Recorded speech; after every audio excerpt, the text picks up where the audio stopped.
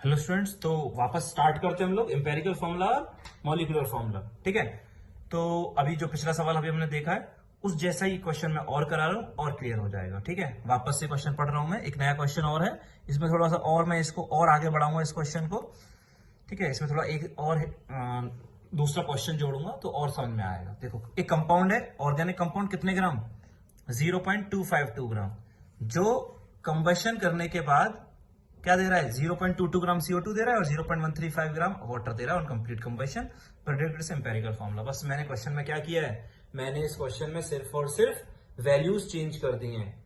ठीक है, और कुछ अलग नहीं है। तो ऑर्गेनिक कंपाउंड है, तो ऑर्गेनिक कंपाउंड से ऑर्गेनिक कंपाउंड को जला रहे हो, कंप्लीट कंबशन कर रहे हो, जला रहे हो। जलाने पर क्या बन रहा है? CO2। इसका मतलब उस ऑर्गेनिक कंपाउंड में क्या रहा होगा? कार्बन रहा होगा। और क्या बन रहा है? H2O। इसका मतलब उस ऑर्गेनिक कंपाउंड में क्या रहा होगा? हाइड्रोजन। ठीक है, मतलब कार्बन भी रहा होगा और हाइड्रोजन भी रहा होगा, इसे ऑक्सीजन के साथ जलाया होगा और क्या क्या बना होगा? CO2 बना होगा और H2O बना होगा। ठीक है, CO2 कितना बना होगा? 0.22 ग्राम और वाटर कितना बना होगा? 0.135 ग्राम। 0.22 ग्राम और 0.135 ग्राम यही बना होगा। और अच्छा, वापस वही जोड़ रहा हूं मैं, हो सकता है इस ऑर्गेनिक कंपाउंड में ऑक्सीजन हो सकता है इस ऑर्गेनिक कंपाउंड में ऑक्सीजन ना हो। ठीक है, क्योंकि अगर नहीं भी होगी तो भी O2 के साथ रिएक्ट करने पर ये दोनों बनेंगे। अगर ऑक्सीजन होगी भी तो भी ये दोनों बनेंगे, नहीं होगी भी तो भी ये दोनों बनेंगे। लेकिन अगर कार्बन नहीं होता तो CO2 नहीं बनता। क्लियर है? अगर हाइड्रोजन नहीं होता तो H2O नहीं बनता। लेकिन ऑक्सीजन होगी तो भी ये दोनों बनेंगे और नहीं होगी तो भी ये दोनों बनेंगे, क्योंकि ऑक्सीजन तो यहां से मिल ही रही है हमें। ठीक है, तो हमें पता लगाना पड़ेगा कि ऑक्सीजन है या नहीं है। अगर यहां पर ऑर्गेनिक कंपाउंड की जगह सीधे सीधे हाइड्रोकार्बन लिखा होता तो उसका मतलब तो पता चल जाता कि इसमें सिर्फ कार्बन और हाइड्रोजन ही है। लेकिन अब पता कैसे लगाएंगे? सवाल हमने उन्हें किया ही था। ठीक है, किसके मोल्स पता है? CO2 के। तो सबसे पहले से मास पता है, तो सबसे पहला काम क्या होगा बेटा? निकालना number of moles of CO2। CO2 के मोल्स निकालेंगे, कितने? 0.22 डिवाइड बाय 44। CO2 का मॉलिक्यूलर मास होता है 44, तो 0.22 डिवाइड बाय 44 चेक कर लेना, आएगा ये 5 इंटू 10⁻³ कितने मोल्स आ गए बेटा? 5 इंटू 10⁻³ मोल्स आ गए। ये CO2 के मोल्स आ गए। ठीक है, CO2 के मोल्स आ गए बेटा 5 इंटू 10⁻³ मोल्स। चेक कर लेना, कैलकुलेशन मैंने कर लिए।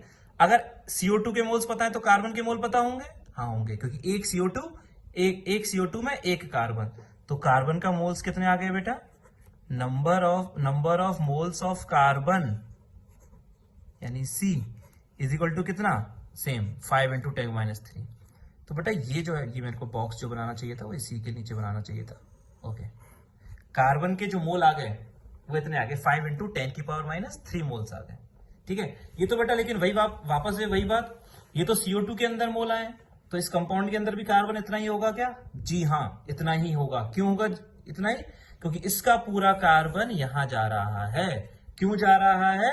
क्योंकि ये जो है इसका कंप्लीट कंबशन हो रहा है। इसका मतलब ये पूरा खत्म हो रहा है, ये पूरा खत्म हो रहा है। इसका मतलब यहाँ का, इसके अंदर जो कार्बन था वो पूरा का पूरा कार्बन खत्म हो रहा है और वो CO2 के अंदर जा रहा है। इसका मतलब कार्बन यहाँ जितना है उतना ही कार्बन यहाँ है। इसका मतलब यहाँ कार्बन के मोल्स निकल गए, कितने? 5 इंटू 10⁻³ मोल्स निकल गए, ये कार्बन के हो गए। ठीक है, कार्बन के मोल निकल गए तो मैं कार्बन का और क्या निकाल लेता हूँ बेटा?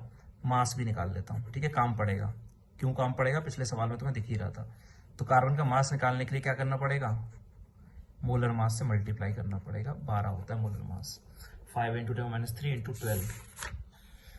ठीक है, 60 इंटू 10⁻³ मतलब 0.06 ग्राम। 60 इंटू 10⁻³ तो 0.06 ग्राम आ गया कार्बन का मास। जरूरत पड़ेगी काम में ले लेंगे। ठीक है, आगे बढ़ते हैं बेटा। हाँ जी, आगे बढ़ते हैं। कार्बन के मोल्स निकाल लिए, तो अगला काम क्या होगा बेटा? क्या निकालना होगा? अगला काम होगा moles of H2O। Number of moles of H2O। H2O के मोल्स निकालना अगला काम होगा। कितने ग्राम था बेटा? वो कितना दे रखा था? जल्दी से बताओ, डाटा देखो। मेरे को दिख नहीं रहा है यहाँ पर। हाँ, तो मैं देख रहा होगा कितना था वाटर था बेटा 0.135 ग्राम। तो वाटर के मोल्स निकाल लेते हैं। 0.135 अपॉन 18, 0.135 इंटू 18, ठीक है, ये वाटर के मोल्स आ जाएंगे। 0.135 डिवाइड बाय 18। अच्छा 0.135 डिवाइड बाय 18 याद होगा तो 18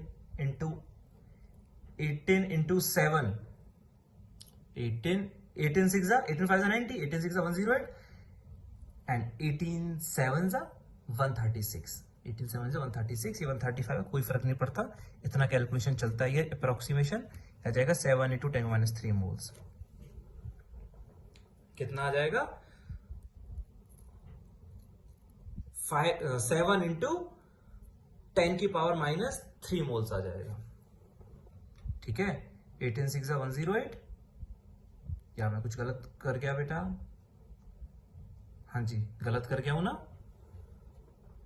18 7 कितना होगा 126 होगा, और 18 6 126 और 144, ये 7 नहीं आएगा, ये आएगा बेटा 7.5, सॉरी कितना आएगा बेटा ये 7.5 इंटू 10⁻³ मोल्स आ जाएगा, ठीक है बेटा। हाँ जी ये आ जाएगा 7.5 इंटू 10⁻³ मोल्स। ये आए बेटा किसके मोल्स?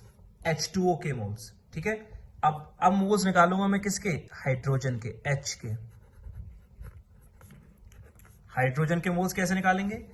देख लो, एक H2O में 2 H, एक H2O में 2 H है, एक H2O में अगर 2 H हैं तो इतने H2O में कितने H होंगे? 15 इंटू 10⁻³ मोल्स। एक H2O में 2 H, ये आया कैसे? ये आया 7.5 इंटू 2 करके, है ना। हाँ, एक H2O में 2 हाइड्रोजन, तो इतने H2O में इसका दोगुना हाइड्रोजन, यानी कितना 15 इंटू 10⁻³ मोल्स। 15 इंटू 10⁻³ मोल्स, ये हाइड्रोजन के मोल्स आ गए। और कार्बन के कितने आए थे? अभी देखा था, कार्बन के आए थे बेटा, देखो कार्बन के मोल्स कितने आए थे 5 इंटू 10⁻³, और हाइड्रोजन के आगे 15 इंटू 10⁻³। सिंपलेस्ट रेशियो क्या होगा? 5 इंटू 10⁻³ और 15 इंटू 10⁻³, 1:3। तो मॉलिक्यूल एम्पेरिकल फॉर्मूला क्या लिख सकता हूं मैं अभी इसको? इसे लिख सकता हूं मैं CH3। क्या लिख सकता हूं? CH3। कार्बन के 5 इंटू 10⁻³ मोल और हाइड्रोजन के 15 इंटू 10⁻³ मोल, रेशियो हो जाएगा 1:3, सिंपलेस्ट रेशियो। लेकिन अभी देखते हैं लिख पाएंगे या नहीं लिख पाएंगे। क्यों? क्योंकि अभी मेरे को पता लगाना है क्या ऑक्सीजन इसके अंदर है या नहीं है। कैसे पता लगाएंगे?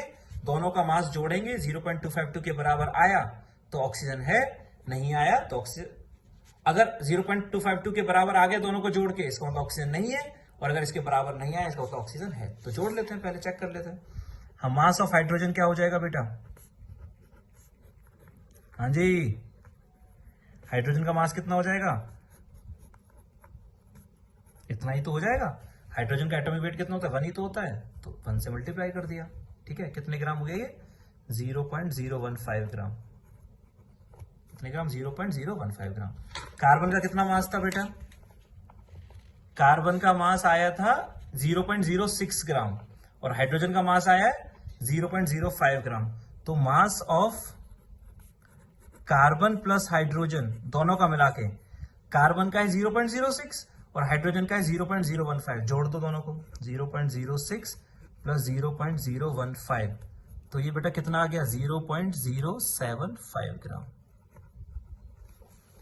कार्बन और हाइड्रोजन का मिला के मास कितना आ रहा है बेटा? कार्बन का है 0.06 ग्राम और हाइड्रोजन का है 0.015 ग्राम। दोनों को जोड़ा तो कितना आ गया? 0.075 ग्राम। और कंपाउंड कितने ग्राम दे रखा था? 0.252। कंपाउंड था 0.252, कार्बन और हाइड्रोजन मिला के आ रहे हैं 0.075। इसका मतलब ऑक्सीजन है या नहीं है? है। अगर यही कितना आ जाता, अगर इन दोनों का मास मिला के ही 0.252 आ जाता, इसके बराबर रह जाता, इसका मतलब ऑक्सीजन नहीं होता। लेकिन अभी इसके अंदर ऑक्सीजन है, और कितना है वो चेक कर लेते हैं। ऑक्सीजन का मास कितना होगा वो हम लोग चेक कर लेते हैं। ऑर्गेनिक कंपाउंड के अंदर ऑक्सीजन कितने ग्राम होगा वो बेटा चेक कर लिया जाएगा। 0.252 में से 0.075 को माइनस कर देते हैं, कितना आ जाएगा बेटा? ये तो टोटल था, ये कार्बन और हाइड्रोजन का मिला के था, तो 12 में से 5 गए 7 4 में से 7 गए 7 1 0.177 ग्राम। कितना आ गया बेटा? 0.177 ग्राम आ गया ऑक्सीजन। मास से काम चलेगा नहीं, मोल से काम चलेगा। Therefore moles of oxygen, oxygen in O, O के कितने मोल्स आ जाएंगे बेटा? 0.177 डिवाइड बाई 16, है ना? करके देखोगे तो आएगा 11 इंटू 10 की पावर -3। कितना आएगा बेटा? 11 इंटू 10 -3, 0.177 अपॉन 16। 16 इंटू 11 176 होता है, तो इतनी अप्रोक्सीमेशन चलेगी, ध्यान रखना। 177 है, कोई फर्क नहीं पड़ता है। 11 पॉइंट समथिंग आएगा, बहुत ही समथिंग आएगा, है ना? 11.05 11.06 के करीब आएगा। हम लोग 11 लिख दिया, कोई फर्क नहीं पड़ता, कैलकुलेशन इजी करने के लिए करना ही पड़ता है। तो ये किसके मोल्स आ गए बेटा? ऑक्सीजन के आ गए। तो ये मोल्स आ गए बेटा ऑक्सीजन के, ठीक है। और ये मोल्स थे बेटा किसके? हाइड्रोजन के। बस हो गया काम। कार्बन के कितने मोल आए थे बेटा? पहले ही निकाल चुका था मैं। कार्बन के आए थे, ये दिख रहे हैं, 5 इंटू 10 की पावर -3। कार्बन के हैं 5 इंटू 10 की पावर -3 मोल। हाइड्रोजन के हैं बेटा, यहां दिख रहे होंगे, ये दिख रहे 15 इंटू 10 की पावर -3। कार्बन के हैं 5 इंटू 10 की पावर -3 मोल्स। हाइड्रोजन के हैं 15 इंटू 10 की पावर -3 मोल्स। और ऑक्सीजन के कितने मोल हैं? कार्बन के 5 इंटू 10 की पावर -3, हाइड्रोजन के 15 इंटू 10 की पावर -3, और ऑक्सीजन के कितने हैं? 11 इंटू 10 की पावर -3। ठीक है। अब बताओ एम्पेरिकल फॉर्मूला क्या होगा? कार्बन 5 इंटू 10 -3, हाइड्रोजन 15 इंटू 10 -3, और ऑक्सीजन 11 इंटू 10 -3। सिंपलेस्ट रेशियो क्या होगा? तुम ये मत कर देना 1:3:11। क्या इन तीनों को कैंसिल करने वाला कोई एक फैक्टर है? तीनों का एक कॉमन फैक्टर है? नहीं है। मतलब एम्पेरिकल फॉर्मूला जाएगा C5H15O11, C5H15O11। इनका जो सिंपलेस्ट रेशियो आएगा वो आएगा 5:15:11, सिंपलेस्ट रेशियो। ठीक है, C5H15O11। क्लियर है बेटा? ये इसका एम्पेरिकल फॉर्मूला हो गया और यही आंसर है अपना, यही पूछा था। समझ में आया? तो ऑप्शन होगी या नहीं होगी? मतलब सबसे पहले तो ये पता लगा लिया करो कि भाई कार्बन और हाइड्रोजन मिला के क्या उतना ही वेट तो नहीं आ रहा है। अगर उतना ही आ गया तो लफड़ा ही खत्म, और उतना नहीं आया तो फिर लफड़ा चालू, भाई ऑक्सीजन होगा उसके अंदर। अब इसी क्वेश्चन का ना अगला पार्ट है बेटा, ये समझ में आ गया? अब उस क्वेश्चन का अगला पार्ट है, मतलब अगला पार्ट कहने का मतलब ये है कि ये तो है ही उसके अंदर कि 0.252 ग्राम ऑर्गेनिक कंपाउंड से इतना CO2 और H2O बना। ठीक है, उसके साथ साथ उस क्वेश्चन के साथ साथ एक इंफॉर्मेशन और दे रखी है कि अगर उसी कंपाउंड को, उसी ऑर्गेनिक कंपाउंड को अगर हम लोग किससे रिएक्ट कराते हैं? सिल्वर नाइट्रेट से रिएक्ट कराते हैं। अगर उसी कंपाउंड को हम लोग सिल्वर नाइट्रेट से रिएक्ट कराते हैं, उसी कंपाउंड को सिल्वर नाइट्रेट से रिएक्ट कराते हैं, तो इतने ग्राम AgCl बनता है। ठीक है, जब जलाते हो तो CO2 H2O बनता है, और लेकिन जब AgNO3 के साथ रिएक्ट कराते हो तो AgCl भी बनता है। इसका मतलब उस कंपाउंड के अंदर क्या प्रेजेंट होगा? अगर उस कंपाउंड को रिएक्ट कराने पर AgNO3 के साथ AgCl भी बन रहा है, अगर उस कंपाउंड की रिएक्शन सिल्वर नाइट्रेट से करा रहे हैं और सिल्वर क्लोराइड भी बन रहा है, तो चलो इस सिल्वर नाइट्रेट का सिल्वर तो यहां आ गया होगा, लेकिन ये क्लोरीन कहां से आया? जब उस कंपाउंड की रिएक्शन सिल्वर नाइट्रेट से कराई जा रही है तो सिल्वर क्लोराइड बन रहा है बेटा। और खुद सोचो, अगर सिल्वर क्लोराइड बन रहा है तो उसका मतलब क्लोरीन यहां तो है नहीं है, तो ये क्लोरीन कहां से आई होगी? उस ऑर्गेनिक कंपाउंड से ही आई होगी। ठीक है, चलो फिर कार्बन के मोल्स कितने आए थे? दिख रहे हैं तुम्हें, ये रहे। हाइड्रोजन के कितने मोल्स आए थे? ये दिख रहे हैं। अब वो जो ऑर्गेनिक कंपाउंड है, उस कंपाउंड की रिएक्शन AgNO3 के साथ कराने पर, AgNO3 भी किसमें दे रखा है बेटा? एक्सिस में। एक्सिस का मतलब ये ज्यादा, यही खत्म होगा, और क्या बन रहा है बेटा? AgCl। क्या बन रहा है? AgCl बन रहा है। तो बेटा ये सोचो, इसका सिल्वर तो चलो यहां आ गया होगा, इस AgNO3 से Ag बन गया होगा, लेकिन ये क्लोरीन कहां से आ गया भाई? ये तो भैया दिख ही नहीं रहा। तो ऑब्वियसली बेटा ये क्लोरीन कहां से आया होगा? ये क्लोरीन इस ऑर्गेनिक कंपाउंड से आया होगा। इसका मतलब उस ऑर्गेनिक कंपाउंड में कार्बन और हाइड्रोजन के साथ साथ भी क्या होगा? क्लोरीन भी रहा होगा। मतलब उसमें कार्बन रहा होगा, हाइड्रोजन रहा होगा। कार्बन क्यों रहा होगा? क्योंकि CO2 बन रहा है। हाइड्रोजन क्यों रहा होगा? क्योंकि H2O बन रहा है। और क्लोरीन क्यों रहा होगा? क्योंकि AgCl बन रहा है। सिल्वर तो यहां से आ रहा है, लेकिन क्लोरीन इससे आ रहा है। तो ठीक है, ये कितने ग्राम है? 0.775 ग्राम। कितने ग्राम? 0.7175 ग्राम। तो सबसे पहले हम लोग क्या निकाल लेंगे? AgCl के मोल्स निकाल लेंगे। Number of moles of AgCl, silver chloride के मोल्स निकाल लेते हैं। कितना? 0.7175 divide by 143.5 given mass upon molar mass. बेटा इसका मोलर मास सिल्वर का होता है 108, सिल्वर का एटॉमिक वेट होता है 108 और क्लोरीन का होता है 35.5। सिल्वर का 108 होता है, क्लोरीन का 35.5 होता है। इसका मतलब कितना आ गया? 143.5 आ गया। इसको बेटा चेक करके देखना तुम सारे लोग। तो ये आ रहा होगा बेटा 5 × 10⁻³ कितने मोल्स आ रहा होगा बेटा? जब तुम इसे कैलकुलेट करोगे ना, मैंने तो पहले ही कैलकुलेट करके रख रखा है, तुम अगर कैलकुलेट करोगे तो ये आएगा 5 × 10⁻³ मोल्स। तो ये किसके मोल्स आ गए बेटा? AgCl के। अब एक AgCl में कितने Cl? एक ही है। एक AgCl में एक Cl, तो इतने AgCl में कितने Cl? इतना ही Cl होगा। इसका मतलब क्लोरीन के मोल्स निकल गए। Therefore number of moles of chlorine, number of moles of chlorine कितना आ जाएगा? Number of moles of chlorine, हाँ जी सारे लोग बोलोगे कितना? 5 × 10⁻³ मोल्स। सही है नहीं है? उस कंपाउंड के अंदर इतना क्लोरीन होगा। कितना क्लोरीन? 5 × 10⁻³ मोल्स क्लोरीन हो रहा होगा। ठीक है, वापस बता रहा हूं बेटा, उस कंपाउंड को जब AgNO3 से रिएक्ट करा तो AgCl बन गया। इसका मतलब क्लोरीन, ये सिल्वर इस सिल्वर से आया होगा, लेकिन ये क्लोरीन कहां से आया होगा? इससे आया होगा। पहले मास दे रखा था तो मोल्स निकाल लिए।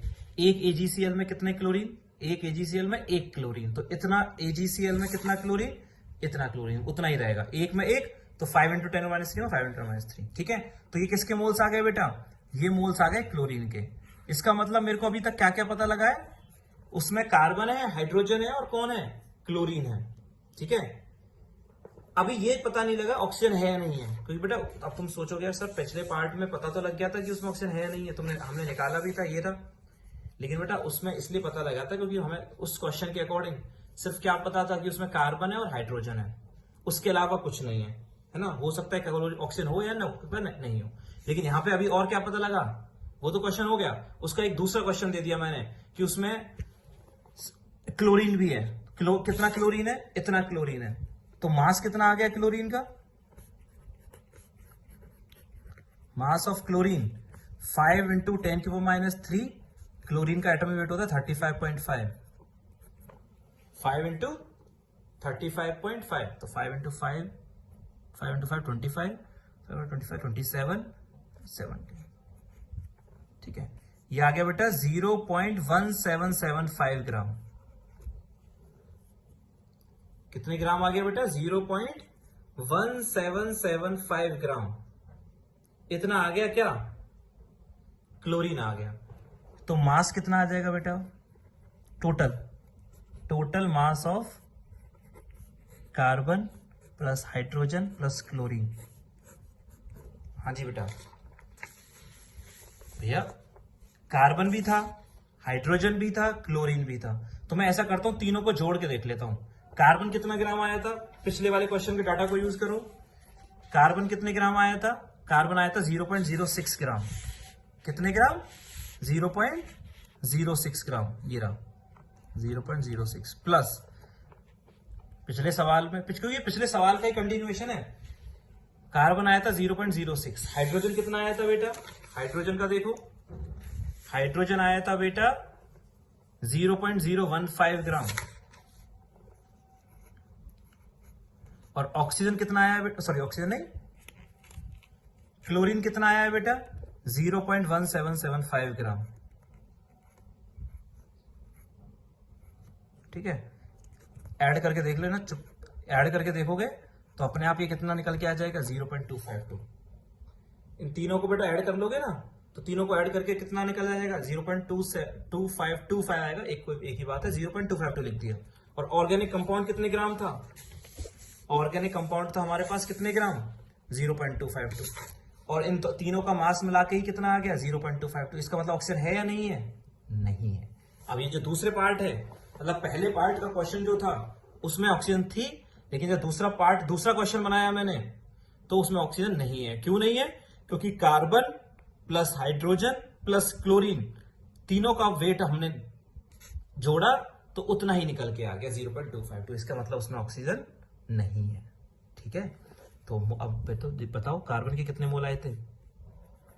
सबको याद होंगे, कार्बन के मोल आए होंगे 5 × 10⁻³ मोल्स। ठीक है, हाइड्रोजन के मोल्स आए होंगे 15 × 10⁻³ मोल्स। ठीक है, और क्लोरीन के यहाँ कितने मोल्स निकल गए? 5 × 10⁻³। और क्लोरीन के मोल्स आ गए यहाँ पर 5 × 10⁻³। तो बेटा अब एम्पेरिकल फॉर्मूला क्या हो गया? अब एम्पेरिकल फॉर्मूला हो गया C1 5:15:5। सिंपलेस्ट रेशियो क्या आएगा? 1:3:1। तो CH3Cl। एम्पेरिकल फॉर्मूला क्या हो गया? 5 15 5 सिंपलेस्ट रेशियो, एक कॉमन फैक्टर है ना तीनों को 5, तो ये एक बार कटेगा, ये 3 बार कटेगा, ये एक बार कटेगा, तो C1H3Cl ये एम्पेरिकल फॉर्मूला हो जाएगा। कोई दिक्कत बेटा? अच्छा, बहुतों के ना दिमाग में कुछ चीजें घूम रही होंगी। क्या घूम रही होंगी? कि सर पिछले वाले पार्ट में जब किया तो पिछले पार्ट में तो आपने क्या कर दिया, उसमें ऑक्सीजन भी थी, लेकिन आप बोल रहे हो कि दूसरे पार्ट में ऑक्सीजन है नहीं, ऐसा कैसे? तो बेटा ये हुआ है, पहले पार्ट में हमें ये तो नहीं बोला गया था ना कि क्लोरीन है, बिल्कुल नहीं, दिख भी नहीं रहा था। पहले पार्ट में जो इन्फॉर्मेशन दे रखी थी उसके अकॉर्डिंग तो हमें सिर्फ क्या पता लगा? कार्बन पता लगा और हाइड्रोजन पता लगा। ठीक है, फिर हमने दोनों को जोड़ा तो वो इतने ग्राम आ गया। फिर हमने देखा कि टोटल मास तो 0.252 है, इसका मतलब उसमें ऑक्सीजन रही होगी, हमने वो निकाल ली। ठीक है, फिर सर दूसरे पार्ट में क्या हुआ? दूसरे पार्ट में ये हुआ कि दूसरा पार्ट पहले का कंटिन्यूएशन है। क्या? कि उस ऑर्गेनिक कंपाउंड को जलाया तो CO2 और H2O बना, और उसके बाद फिर जब उसको AgNO3 से रिएक्ट कराया तो इतना AgCl बना। मतलब कंटिन्यूएशन है कि जब उस ऑर्गेनिक कंपाउंड को पहले जलाया तो CO2 और H2O बनता है, लेकिन अगर उसी ऑर्गेनिक कंपाउंड को इसके साथ भी रिएक्ट कराते तो इतना AgCl बनता है। तो जलाने पर CO2 और H2O बन रहा है, जलाने पर CO2 बन रहा है मतलब कार्बन है, कितने मोल है? पहले निकाल चुका हूं। जलाने पर H2O बन रहा है, इसका मतलब हाइड्रोजन है, कितने मोल है? पहले निकाल चुका हूं।